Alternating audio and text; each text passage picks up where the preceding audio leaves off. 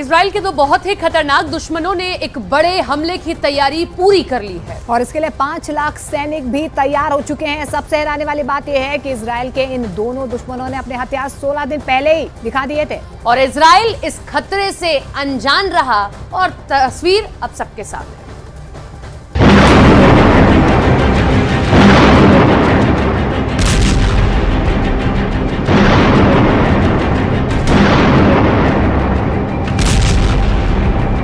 फिलिस्तीन और इजराइल के बीच युद्ध शुरू होने से पहले ही जंग का तापमान 100 डिग्री सेल्सियस पहुंच चुका था।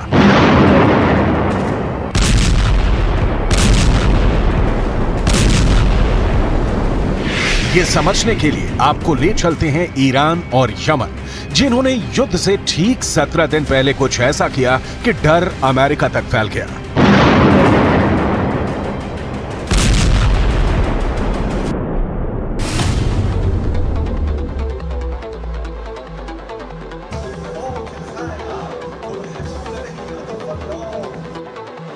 दो देश,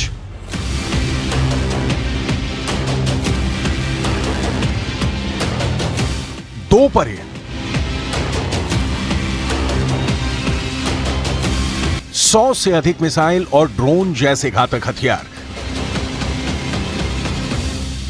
लेकिन टारगेट एक, ये है इजराइल, जो इस वक्त खुद को हमास से बचाने के लिए गाजा की चौतरफा निगरानी में जुट गया है।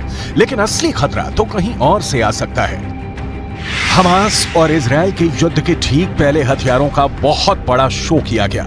ईरान की यह ताकत दुनिया ने बहुत देखी है। आप यमन की भी पावर देखिए। ये वो देश है जिसने 9 साल से गृह युद्ध झेला, वो अब अपनी ताकत दिखा रहा है। यमन वो देश है जिसने पिछले 8 वर्षों से सऊदी अरब और उसके 15 साथी देशों से युद्ध लड़ा, जिस युद्ध में उसके खिलाफ अमेरिका भी रहा, ब्रिटेन भी रहा और इजराइल ने भी यमन के खिलाफ मदद की। वो यमन अब अमेरिका और इजराइल दोनों को ललकार रहा है।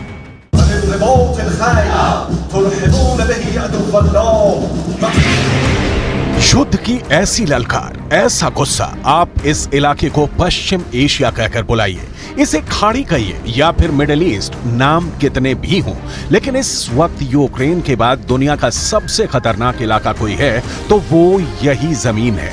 पिछले 4 दशकों से यह इलाका युद्ध देख रहा है और अब एक बार फिर यमन और ईरान ने अपनी परेड दिखाकर बता दिया है कि इजराइल और अमेरिका के खिलाफ उसका युद्ध किसी भी वक्त शुरू हो सकता है। एक तरह से कहा जाए तो यमन और ईरान ने मिलकर डबल धमाका कर दिया है। जब से यमन और ईरान ने बैक टू बैक 2 परेड निकाली है, इसे इजराइल के खिलाफ निकाली गई तबाही की परेड कहा जा रहा है। इसे देखकर इजराइल से ज्यादा अमेरिका घबरा गया है, क्योंकि यही अब 2 दुश्मन हैं जिनसे ईरान अपना हिसाब बराबर करना चाहता है। हमास को लेकर यमन और ईरान के साथ अब सऊदी अरब से लेकर कतर और मिस्र सभी एक प्लेटफॉर्म पर आ चुके हैं। सऊदी अरब से दोस्ती के बाद ईरान के सामने अब सिर्फ 2 ही बड़े चैलेंज हैं। ये हैं इजराइल और अमेरिका। बहुत गौर से देखिए ईरान के राष्ट्रपति इब्राहिम रईसी ने इजराइल और अमेरिका के लिए क्या कहा। امروز در دکترین جمهوری اسلامی ایران جنگ یا سلطه‌گری بر دیگران وجود ندارد، اما حفظ آمادگی نظامی با رویکرد دفاعی برای امنیت پایدار و بازدارندگی फिलिस्तीन और इजराइल के युद्ध ने ईरान को धमकियां देने का नया मौका दे दिया है और उस पर ईरान की परेड इजराइल और उसके दोस्तों के बीच नया खौफ पैदा कर रही है।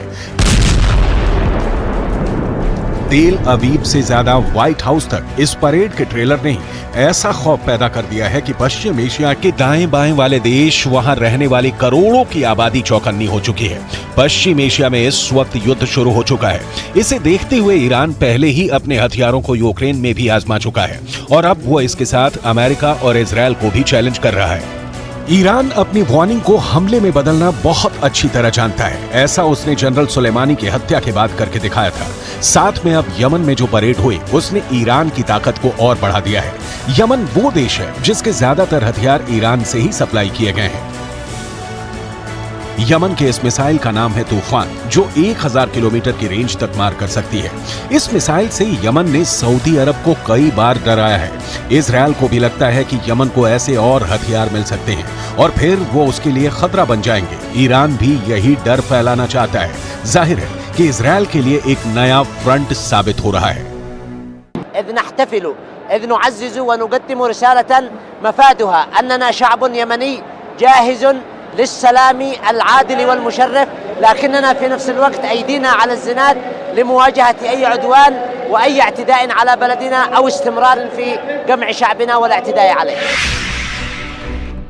यमन का फोकस इस वक्त सऊदी अरब से हटकर उन देशों पर जा पहुंचा है जो उसके साथ ईरान के लिए भी खतरा है। फिलिस्तीन और इजरायल के बीच इस वक्त यूक्रेन से भी खतरनाक युद्ध शुरू हो चुका है। यहाँ बहुत ज्यादा खून खराबा होगा, ये डर सबको है।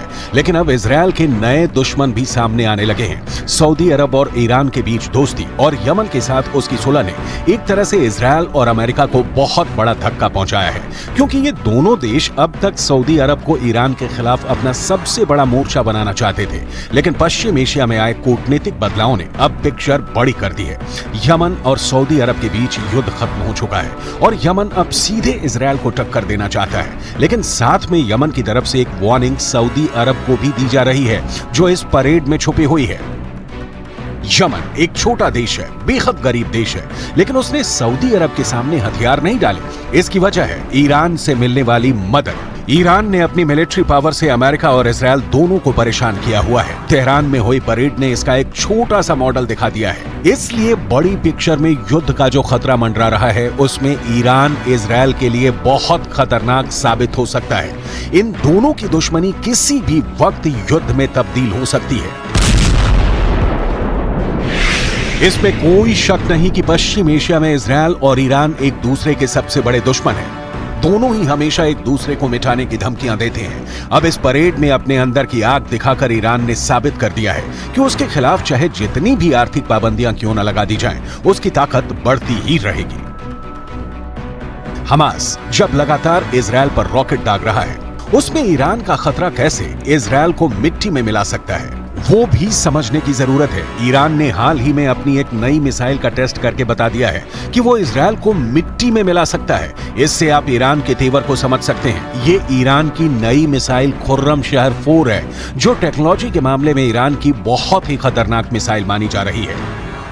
ये ईरान की खुर्रमशहर 4 मिसाइल है और इसकी रेंज 2000 किलोमीटर है। ये 1500 किलो तक का वॉरहेड ले जा सकती है और खुर्रमशहर 4 इतनी सटीक है कि यह मिसाइल अपने टारगेट के 30 मीटर के दायरे में ही गिरती है और 13 मीटर लंबी इस मिसाइल को लॉन्चिंग के दौरान ही खत्म किया जा सकता है, क्योंकि जब ये अपने टारगेट की तरफ बढ़ती है, यानी टर्मिनल स्टेज में, इस मिसाइल की रफ्तार करीब 20,000 किलोमीटर प्रति घंटा हो जाती है। इजरायल कि किसी भी मिसाइल डिफेंस के लिए इसे रोकना आसान नहीं होगा। इसीलिए इजरायल अब लगातार यहां पर घबराया हुआ है, क्योंकि उसके पास इसका कोई भी विकल्प किसी भी तरीके का नहीं है। ईरान और उसकी मिसाइलें अभी इजरायल से दूर हैं, लेकिन कब ये बम इजरायल पर फटने लगे, इसके बारे में बाइडन भी कुछ नहीं जानते। फिलहाल इजरायल हमास के रॉकेट से जूझ रहा है, जबकि ईरान की मिसाइल तो इससे 100 गुना ज्यादा तबाही मचा सकती है। ईरान के राष्ट्रपति इब्राहिम रईसी ने इस मिसाइल के साथ अपना बहुत खास वीडियो भी शूट करवा चुके हैं। हाल ही में तेहरान में हुए एक डिफेंस शो में खुर्रमशहर मिसाइल के आगे वो चलते हुए नजर आए और फिर ये वीडियो वायरल कर दिया गया। इसमें रईसी 6 खुर्रमशहर बैलिस्टिक मिसाइल के आगे चलते हुए नजर आ रहे हैं। आपने ईरान की मिसाइल देखी, अब उसका नया ड्रोन देखिए। परेड में ये नीले रंग का ड्रोन इजरायल को सीधा सीधा टारगेट बनाने की तरफ इशारा कर रहा है। हाल ही में इस ड्रोन को लॉन्च करके ईरान ने अमेरिका और इजरायल को बहुत बड़ी वार्निंग दे दी है। इस ड्रोन को दिखाकर ईरान ने अपने दुश्मनों का हाथ काटने की धमकी दी है। ईरान ने कहा है कि उससे जो टकराएगा उसका हाथ कलम कर दिया जाएगा।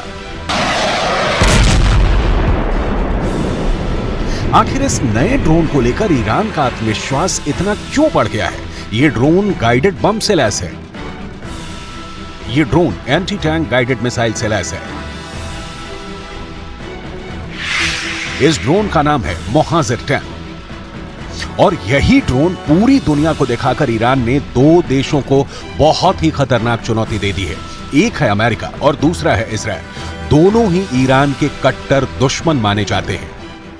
کسانی که دستشون به طرف این کشور بخواد به تعدی و تجاوز دراز بشه حتما دست اونها به دست توانای نیروهای ما قطع خواهد شد. क्या यही ड्रोन इजरायल पर भी हमला कर सकता है? ईरान की राजधानी तेहरान में जब ये ड्रोन दिखाया गया तो वहां के राष्ट्रपति का आत्मविश्वास देखने लायक था। चकाचौंध वाले इस डिफेंस शो में मोहाजिर 10 को जब दुनिया के सामने लाया गया तो इसकी तुलना अमेरिका के MQ-9 रिपर ड्रोन से की जाने लगी। MQ-9 जिसे प्रीडेटर बी ड्रोन भी कहा जाता है। ये वो ड्रोन है जिसने अमेरिका ने अफगानिस्तान और पश्चिम एशिया में अपने बड़े बड़े टारगेट को खत्म किया है। इसमें अल-कायदा का चीफ अल जवाहिरी भी शामिल था। लेकिन अब इसी ड्रोन की नकल बनाकर ईरान अमेरिका को चैलेंज कर रहा है। ईरान और इजरायल की दूरी 1800 किलोमीटर है और ईरान का दावा है कि मोहाजिर 10 2000 किलोमीटर की रेंज तक हमला कर सकता है। यानी ये इजरायल तक एक तरफा उड़ान भर सकता है और वहां एक कामिकाज़े ड्रोन की तरह हमला कर सकता है। इसी बात को लेकर अमेरिका और इजरायल घबराए हुए हैं। मोहाजिर 10 ड्रोन की रेंज 2000 किलोमीटर तक है। ये 24 घंटे तक आसमान में मंडरा सकता है और सबसे बड़ी बात यह कि मोहाजिर 10 ड्रोन 300 किलो वजन तक की मिसाइल और बम लेकर उड़ सकता है। ईरान के ड्रोन की रेंज बढ़ती जा रही है और अब इसकी जद में पश्चिम एशिया के वो इलाके भी आ रहे हैं जहां अमेरिका के अड्डे हैं और वो इस ड्रोन को लेकर काफी बौखलाए हुए हैं। ईरान एक ड्रोन पावर है और दुनिया ये बहुत अच्छी तरह समझ चुकी है कि ईरान से युद्ध करना आसान नहीं है। पश्चिम एशिया में ईरान ने अपने ड्रोन पावर की बदौलत ऐसा दबदबा कायम किया है कि इसका खौफ इजरायल तक नजर आता है। इजरायल इस वक्त हमास से मिले झटकों से उबरने की कोशिश कर रहा है। उसकी फौज इस वक्त गाजा के आसपास तैनात कर दी गई है। लेकिन क्या इजरायल ईरान जैसे खतरों से लड़ने के लिए तैयार है? ईरान की ऐसी ही ड्रोन पावर को काउंटर करने के लिए इजरायल अब लगातार अपने आयरन डोम जैसे मशहूर एयर डिफेंस सिस्टम को लगातार अपग्रेड करने पर मजबूर हो गया है। मोहाजिर 10 ही नहीं, ईरान अपनी ड्रोन इंडस्ट्री को लेकर अब बहुत ज्यादा आक्रामक हो चुका है। ईरान जानता है कि जब तक उसकी ड्रोन और मिसाइल पावर मजबूत है, ये बात मायने नहीं रखती कि उसकी कमजोर एयरफोर्स इजरायल और अमेरिका के खिलाफ कैसे काम करेगी। دیروز به عنوان یک کشور مصرف کننده و محتاج نگاه دیگران، امروز به عنوان یک کشور تولید کننده و به عنوان یک کشوری که میتونه بالاترین سخنها رو در صنایع دفاعی و نظامی داشته باشه. मोहाजिर 10 ईरान के ड्रोन मोहाजिर 6 का नया वर्जन है और अब इसमें पुराने वर्जन के मुकाबले 2 गुना ज्यादा फायर पावर है। अमेरिका का तो ये भी इल्जाम है कि ईरान अपना मोहाजिर 6 ड्रोन रूस को सप्लाई कर चुका है, जिससे यूक्रेन में लगातार हमले किए जा रहे हैं। ईरान का नया ड्रोन मोहाजिर 10 पुराने वर्जन मोहाजिर 6 के मुकाबले काफी बेहतर है और अब उसकी यही ताकत इजरायल से लड़ने के लिए उसका नया हथियार बन चुकी है।